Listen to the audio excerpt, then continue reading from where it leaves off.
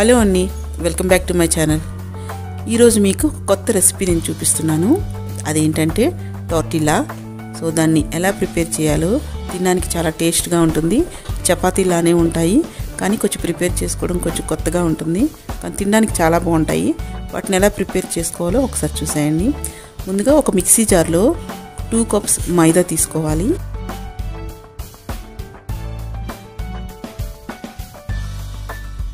Next దాంట్లోకి 1 teaspoon salt, 1 teaspoon sugar, 1 tablespoon దాకా oil కూడా వేసి, మనం 2 కప్స్ మైదా తీసుకున్నాం కాబట్టి వాటర్ కూడా సేమ్ 2 కప్స్ తీసుకోవాలి. సో వాటర్ కూడా 2 కప్స్ వేసాక దాన్ని ఒకసారి బ్లెండ్ చేసుకోవాలి మొత్తం. మీకు బ్యాటర్ అనేది ఎలా ఉండాలి అంటే కన్సిస్టెన్సీ చూసుకోండి. మనకి సేమ్ దోశ బ్యాటర్ ఎలా ఉంటుందో అలానే ఉండాలి. సో మరి థిక్గా కాకుండా తిన్నుగా కాకుండా ఇలా నేను వీడియోలో చూపిస్తున్నట్టు మీరు ఆ కన్సిస్టెన్సీ చూసుకొని ప్రిపేర్ చేసుకోండి. అయితే దీన్ని మిక్సీ జార్లో వేసి బ్లెండ్ చేయాలని రూల్ ఏం లేదు. చక్కగా హ్యాండ్తో ఉండలు కట్టకుండా కలుపుకున్నా కూడా సరిపోతుంది. నెక్స్ట్ ప్యాన్ హీట్ ఎక్కాక మనం దోశ వేసుకున్నట్టే వేసుకోవాలి.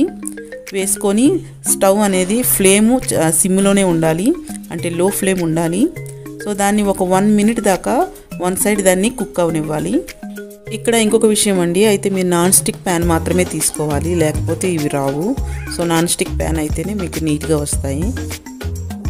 సో 1 మినిట్ దీన్ని కుక్ చేసుకున్నాక దాన్ని ఫ్లిప్ చేసుకోవాలి. ఫ్లిప్ చేసుకుని ఇంకా నెక్స్ట్ సైడ్ కూడా ఒక 1 మినిట్ దాన్ని కుక్ చేసుకోవాలి. సో ఇలా 2 సైడ్స్ కూడా 1 మినిట్ మనం ఫ్లేమ్ని లోలో పెట్టుకొని దీన్ని కుక్ చేసుకోవాలి. సో బోత్ సైడ్ కూడా ఇలా 1 మినిట్ కుక్ చేసుకున్నాక నెక్స్ట్ ఫ్లేమ్ని హైలో పెట్టి కంటిన్యూస్గా దాన్ని ఒత్తుతూ ఇంకా ఫ్లిప్ చేస్తూ ఉండాలి, లేకపోతే అది గట్టిగా అయిపోతుంది. మీకు స్మూత్గా రావాలి అంటే కంటిన్యూస్గా ఫ్లిప్ చేస్తూ దాన్ని ప్రెస్ చేస్తూ ఉండాలి. చేస్తే మనకి చాలా సాఫ్ట్గా వస్తాయి.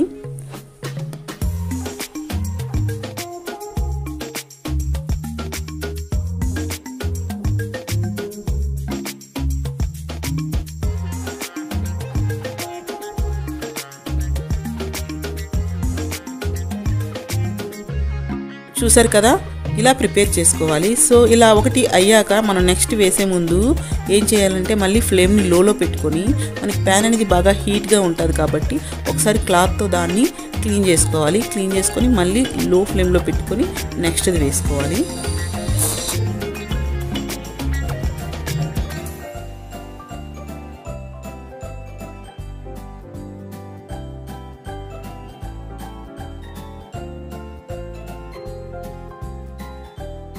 సో చూసారు కదా, వీటిని కాల్చేటప్పుడు ఎటువంటి ఆయిల్ కానీ బటర్ కానీ మనం యూజ్ చేయని అవసరం లేదు. జస్ట్ బ్యాటర్లో మనం 1 టేబుల్ స్పూన్ ఆయిల్ వేసుకుంటే సరిపోతుంది. వీటిని మనం ఎటువంటి ఏ గ్రేవీతో, వెజ్ అయినా నాన్ వెజ్ అయినా గ్రేవీ కర్రీతో తింటే చాలా బాగుంటాయి. సో మీరు కూడా ట్రై చేయండి వీటిని. సో మీకు కనుక రెసిపీ నచ్చినట్లయితే నా వీడియోని లైక్ చేయండి, ఇంకా షేర్ చేయండి, నా ఛానల్ని సబ్స్క్రైబ్ చేసుకోండి. మీ ఒపీనియన్ని కామెంట్ సెక్షన్లో షేర్ చేసుకోండి. మళ్ళీ ఇంకొక మంచి వీడియోతో మేము ముందుకు వస్తాను. అప్పటి వరకు bye, take care, signing of.